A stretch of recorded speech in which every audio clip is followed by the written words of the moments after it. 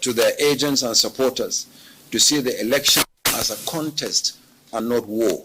What we do not want to happen is for anybody to preempt and to take the law into his or her own hands. I want to be very, very clear on this. We're going to give the maximum support to all entities involved in this process. The governorship elections will hold in 28 states except in Anambra, Bayelsa, Edo, Ekiti, Imo, Kogi, Ondo, and Osun, where the state elections were conducted off-cycle. Timothy Yusuf, NTA News. Elsewhere, in view of the dynamic and complex nature of the battlefield, the Nigerian Army is developing the capacity of its officers to enhance their ability to operate in a joint environment. This is the focus of the Military Secretary Career Planning and Management Seminar for 2023 to upskill human resource management as an imperative for a professional Nigerian Army in the 21st century.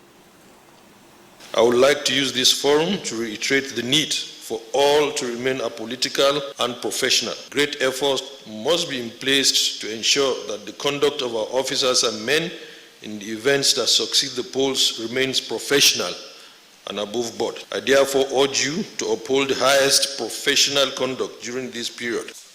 The issue of conduct and discipline, which remains a key consideration in the career planning process, as well as gender perspectives, have been added to make the seminar wide-ranging, balanced, and rich in content. The program will also enhance the understanding of the requirements for a career goal. And away from security matters now, the Minister of Communications and Digital Economy says a total of 12,988,987 cyber attacks originating from both within and outside Nigeria before, during and after the presidential and National Assembly elections were blocked. In a statement, the minister noted that the inaugurated Committee on Protection of Nigerian Cyberspace and ICT Infrastructure for General Election, which commenced duty on 24th and ended on 28th February 2023, recorded a series of hacking attempts. The established cybersecurity centers for securing the Nigerian cyberspace had to deal with increase in cyber threats and public websites and portals from more than 1 million daily to close to 7 million during the presidential and National Assembly elections. Now, the federal government and its allies are investing an estimated $618 million in digital and creative enterprises program tagged IDICE. The program is aimed at promoting entrepreneurship and innovation in the digital technology and creative industries. State House correspondent Gideon Ifade brings us details. Let's take a look at the forces behind this program. Now, we have the Islamic Development Bank, we have the African Development Bank Group, we also have the France Development Agency, as well as the Bank of Industry. Innovation, as Vice President Yemi Osinbajo always says, is the pathway to economic growth for Africa, and there must be the strong will and determination to pursue this, especially through the youths. It's now imperative to commence a coordinated approach towards innovation on the continent, bringing together all stakeholders to coordinate efforts at scaling up investments and building programs that provide the right enabling environment and produce talent pipelines that support the growth of innovation on the continent. The initial takeoff for this program is put at $618 million. But we must even do more. Government must provide more support for startups and small businesses, and investors must provide more funding. This is why the investment in digital and creative enterprises program is important. The support for young Nigerians who are into the digital and creative enterprises is not just starting now. From the onset of this administration, the focus has been on the youth. And as Vice President Yemi Osinbajo often says, the future of the country belongs to the youth, and that future is now. Yes, we gather to launch this initiative, but what we are really launching is more than this initiative. We are launching hope for the youth. We are launching platforms that will enhance the ability and capacity of Nigeria's youth to thrive. We are launching the creation of millions of jobs. We are retooling Nigeria to be more competitive in an increasingly digital world. We are creating hope for a new Nigeria driven by the power of the youth. I pray and I look forward to see this happen because I know a lot of hungry entrepreneurs are really looking forward to this. The program components include enterprise and skills development to equip youths with skills and nurture talent to generate potential startups, build a community of developers, software engineers, designers, and linking them to jobs. From the banquet hall of the State House, Jide Onifade, NTA News.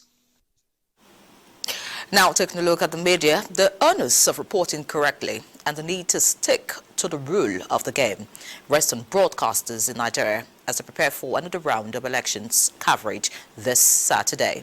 Charles Alpha reports that broadcasters were at a one-day workshop on broadcast ethics on the 2023 election organized by the Society of Nigerian Broadcasters, where they were reminded of the dangers of contravening electoral guidelines. United at events on any other day, but here now assembled under one roof to be retrained on election coverage and ethics, where they were told there are laid down rules which they are expected to abide by when it comes to coverage of elections. NBC says stop your campaigns at 11:59. So if you run anything after 12 a.m., then that is an infraction. We must delete and stop campaign materials 24 hours before the elections. As much as the media was commended for in-depth coverage of the last presidential and parliamentary elections, some of the broadcast stations were found wanting by the Nigerian Broadcasting Commission and therefore demands high level of professionalism while improving on reportage. We had incidences of anchors or presenters in the production where they actively participate. When you are anchoring a program, you are not supposed to push words into the mouth of the person that you are interviewing. But we found that most of you did exactly the wrong thing. The NBC is definitely not going to allow that to happen. It's important that we know what the rules are. It behoves on us as broadcasters to be professional. The training by the Society of Nigeria Broadcasters was meant to remind broadcasters of what the laws say on campaigns and elections, the essentials of broadcasting, and need for neutralism. We are setting an agenda on what's supposed to be post-election presentation, production, discussions on air. Paper presented centered on the need for more research, partnership with international broadcast stations for improved professional conduct and service delivery. Charles Alpha, NTA News. Take a look at other issues now. The British High Commission in Nigeria has given a pass mark to the 9th National Assembly. The outgoing High Commissioner, Katrina Liang, stated this when she visited the presiding officers of the National Assembly. Ignatius Unko brings us details. Katrina Liang has been a regular at the National Assembly. This time, her last as British High Commissioner to Nigeria, it was a farewell visit. The 9th National Assembly worked with the British High Commission on some critical legislative issues, especially the Electoral Act Amendment. With her work done in Nigeria, there was need to present her judgment of the 9th National Assembly before its presiding officers. She was satisfied with the number and quality of bills passed.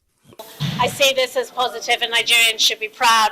Your electoral map looks very different from when I arrived in 2019. There have been some tough times. We had COVID. Obviously, insecurity has got much worse since I've been here. But Nigerian people are incredibly resilient, very entrepreneurial. I remain very optimistic for Nigeria's future. The amendment of the electoral looks better. I saw a lot of pressure from you and of course from.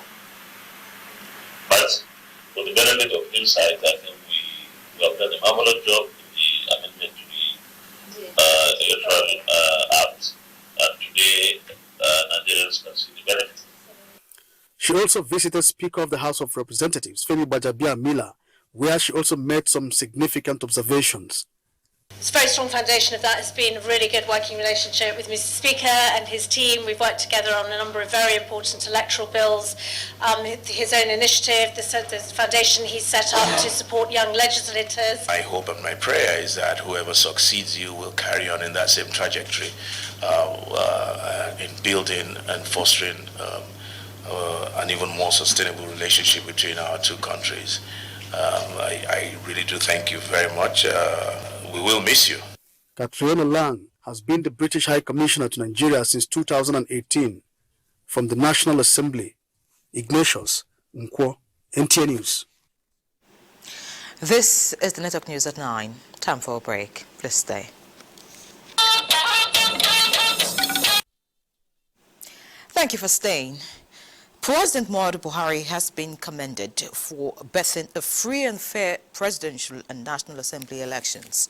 This commendation is coming from Governor Dave Umahi of Ebonyi State during a courtesy visit to the president in Abuja.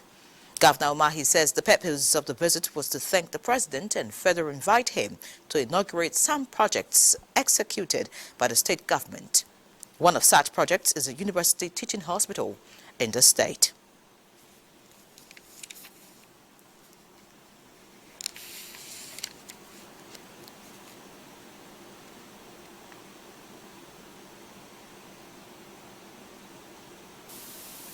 A request that Mr. President do take over the Muhammadu Buhari International Airport built by my government, one of the best anywhere in Africa again.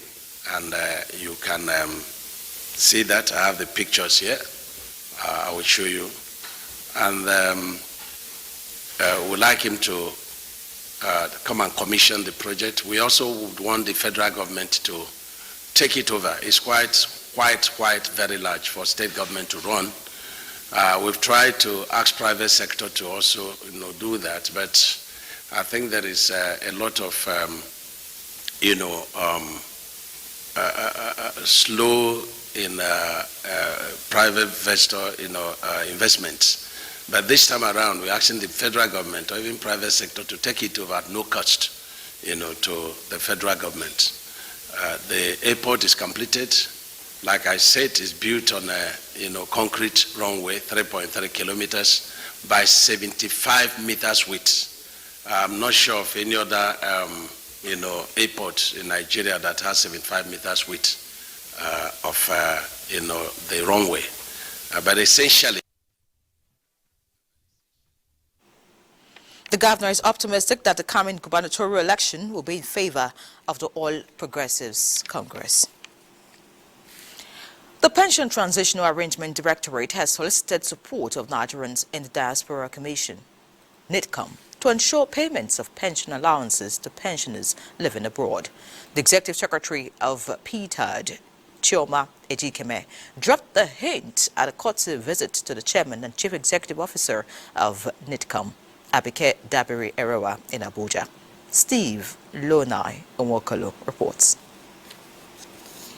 The Pension Transitional Arrangement Directorate has the mandate of ensuring payments of gratuity and pension allowances to pensioners in Nigeria and in the diaspora. To ensure the success of this mandate, the Executive Secretary of PTAD is soliciting partnership with the Nigerians in Diaspora Commission to support in addressing the challenges associated with this effort. We are trying to see how you can be of help to us, because we have a feeling that they don't all know about our website, they don't all know about PTAD, and we don't know their organizations, we don't know the communities they belong to, we don't know how to reach them. So we feel that collaborating with you would help us to be able to disseminate the information that we have concerning them. The Chairman and Chief Executive Officer of NITCOM assures the Commission's readiness to support PTAD to realize this desired objective. We will work with you, we'll collaborate with you, and let the diaspora know that courtesy of PTAD is a diaspora verification project. Yeah. Start letting them know that if you are A, B, C, D, then you're qualified for your pension, and that it is your right, and courtesy of PITAD, come and collect your money. PITAD was established in 2013 to address numerous complaints on issues of pension and gratuity in the country. In Abuja, Steve Lonai Nwaokolo, NTA News.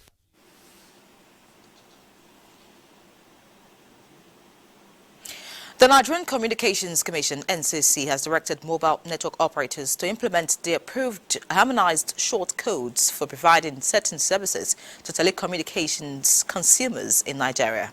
A statement from the telecom regulator notes that with this, the more than 226 million active mobile users can now use same 13 common short codes to access services across all networks. The old and new harmonized short codes will run concurrently until May 17, 2023. The deadline for all mobile networks to fully migrate from diverse short codes to the harmonized codes.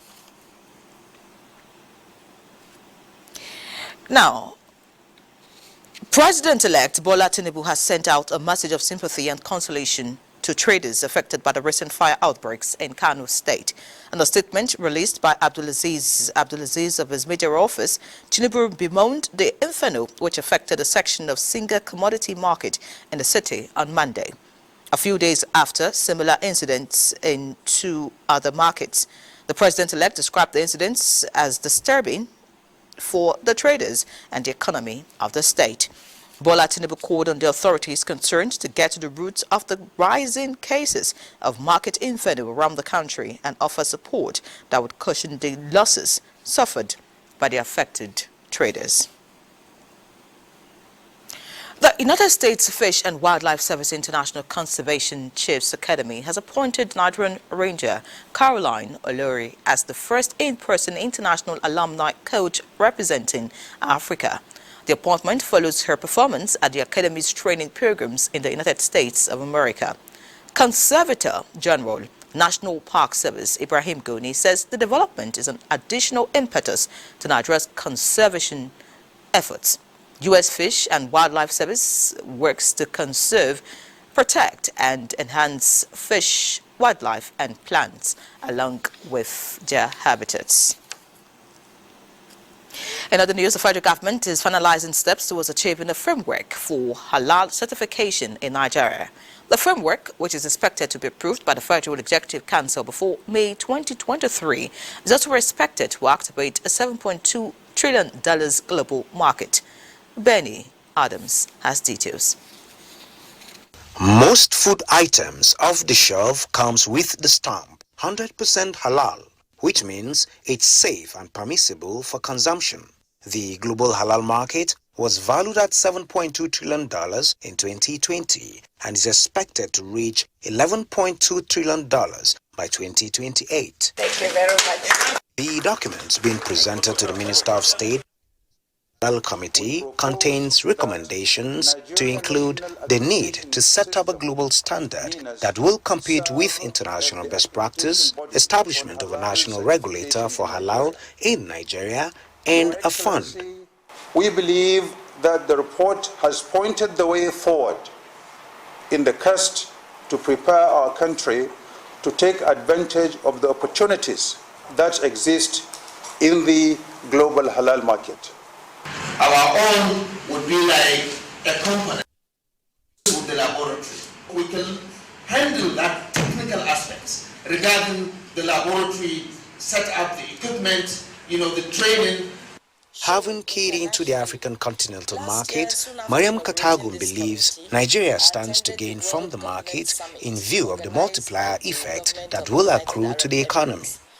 I'm optimistic that these recommendations will look at, and these will be able to help us move Nigeria towards making it a hub for halal products, not just in Africa, but around the world. It is expected that the framework receives legislative and executive attention to allow it to come into effect on or before May 2023. In Abuja, Benny Adams, NTA News. Let's now join Adeola Lagos for more news.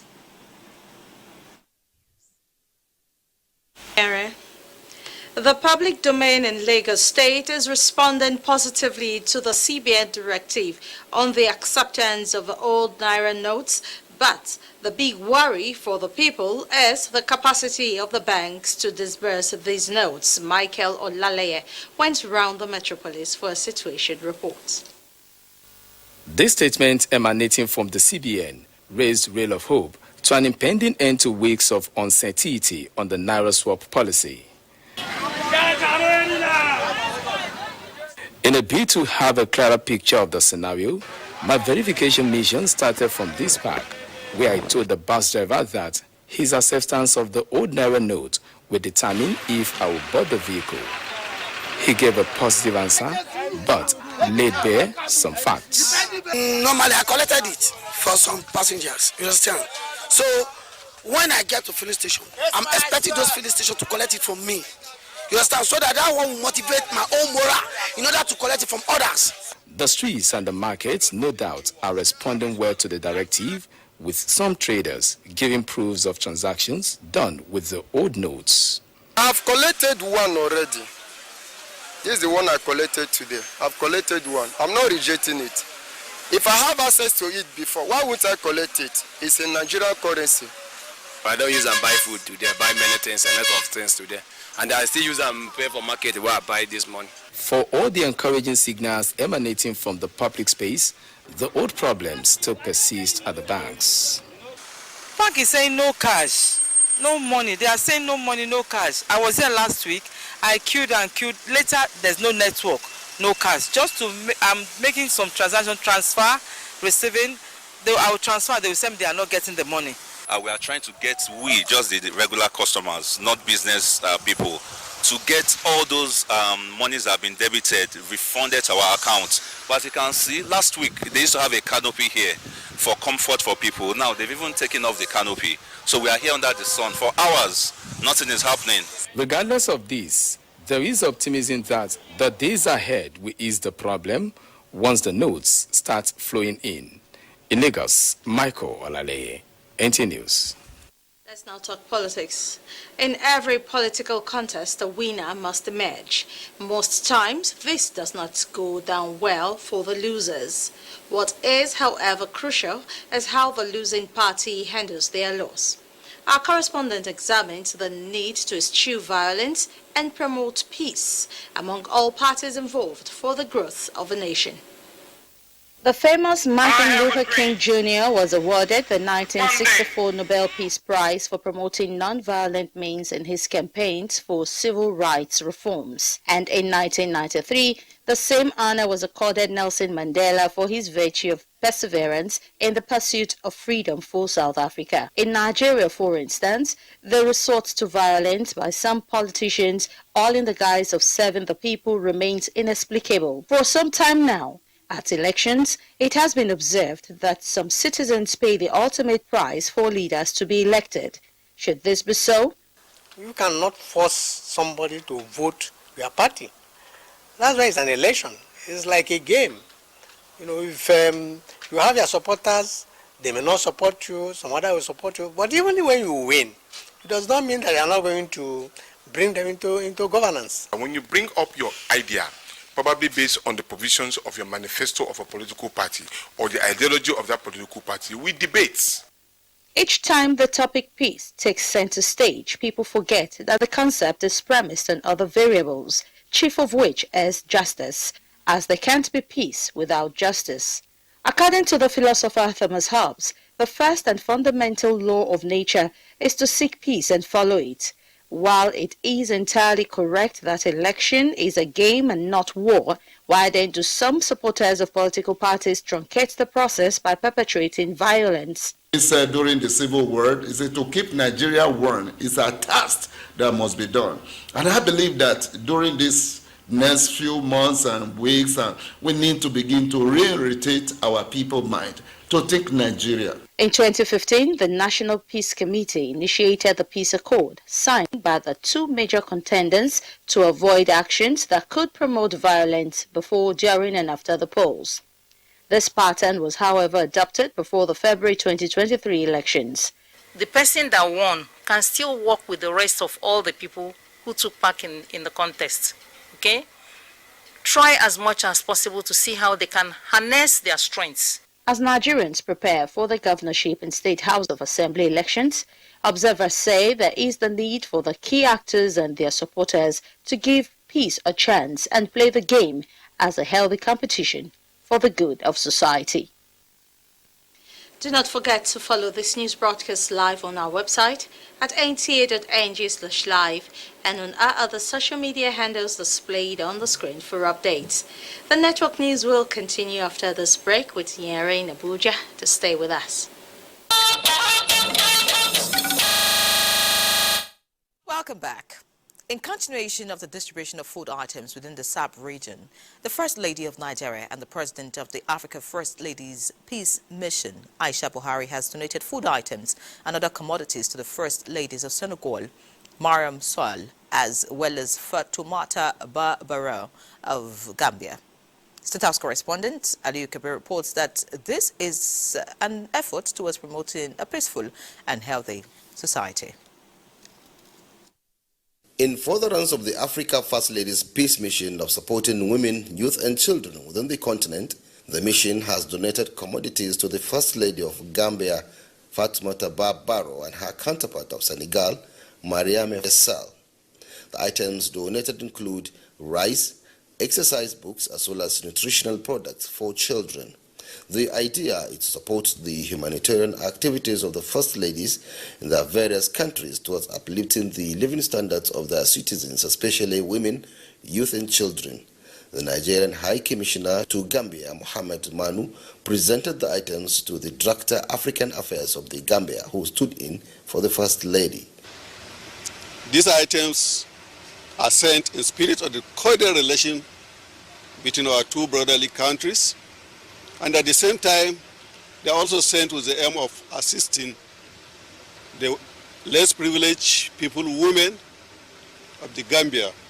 We acknowledge receipt, which are going to be delivered to the First Lady through the Minister of Foreign Affairs tomorrow. This will help them in addressing some of their constraints, particularly in nutrition.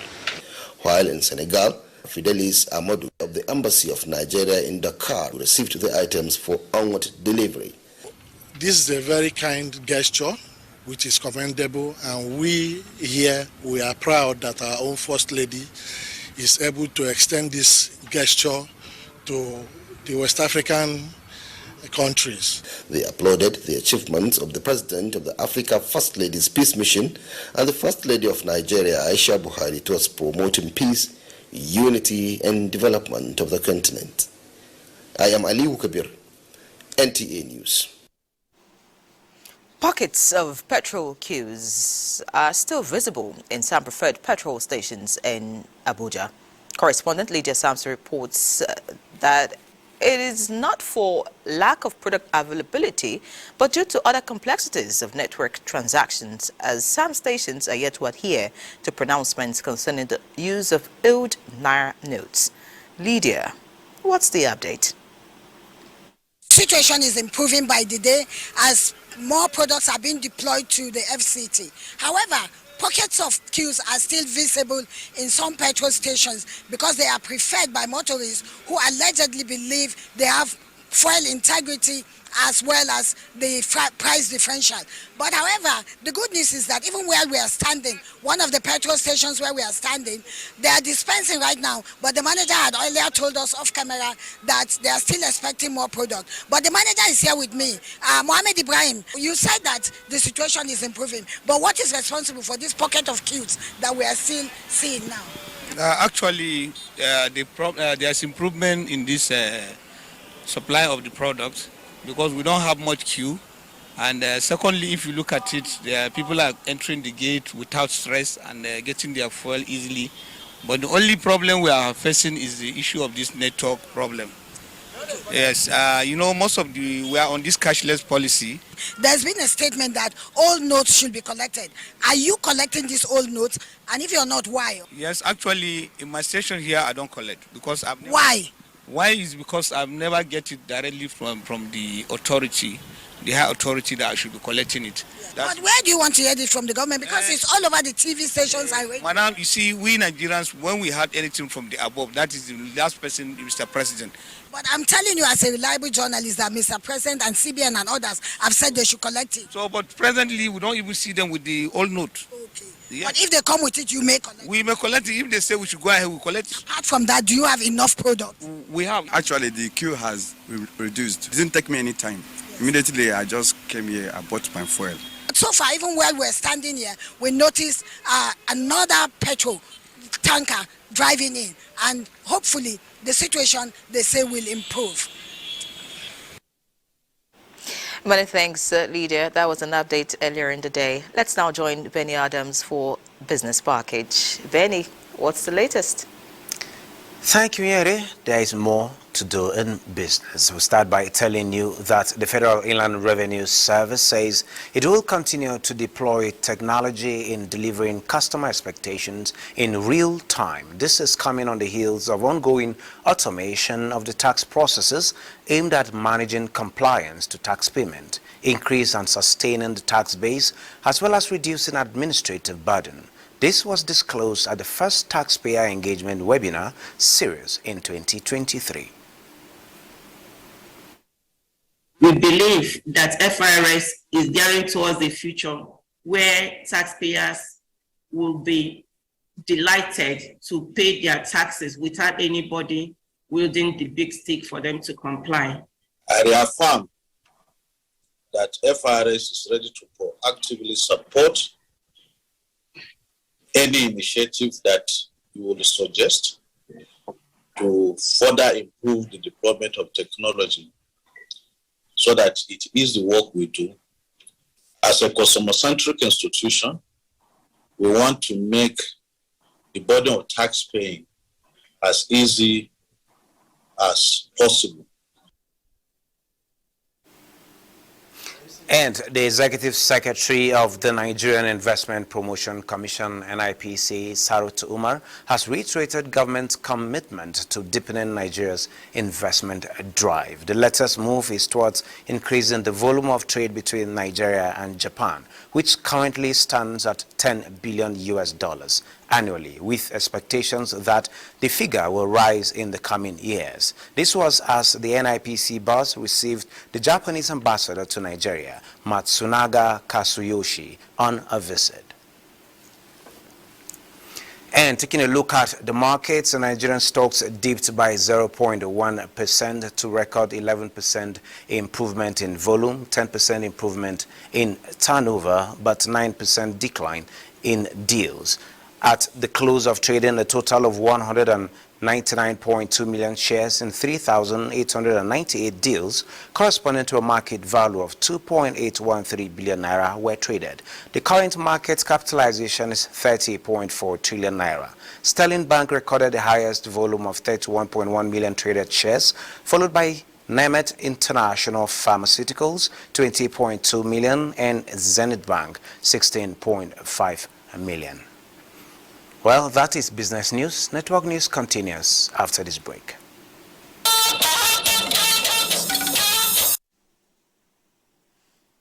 The president and founder of Aspire Women Forum, Mrs. Zainab Marwa, has unveiled a book entitled 101 Nigerian Women of Impact, showcasing the inspiring stories of women who have excelled in their fields.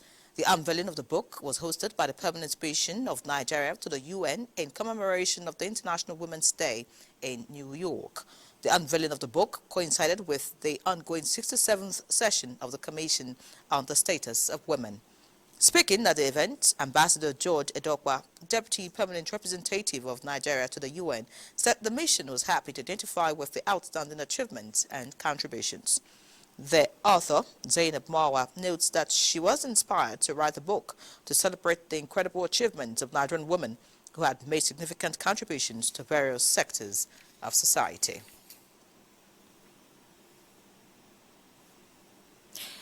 ECOWAS local wrestling contest is set to start in Niamey, the capital of Niger Republic. It is in view of this that the referee converged the referees converged to refresh their skills. Abdullahi Mohammed gives us an update. Minister of Women Affairs Dame Paul Ntalen has expressed sadness over the demise of first democratically elected Senator Franca Hadiza Afegbua. The Women Affairs Minister, Dame Paul Ntalen, notes that Senator Afegbua represented the aspirations and triumphs of Nigerian women in recognition of national development and her emergence as senator in 1983 through a keenly contested election to represent the defunct Bendel State North Senatorial District, and shattered the glass ceiling and paved the way for more women to attain the highest pinnacle in their political career, while demystifying the stereotypes around women's equal participation in politics in Nigeria. And that concludes NTA Network News at 9 tonight. Many thanks for watching. Do have a good night.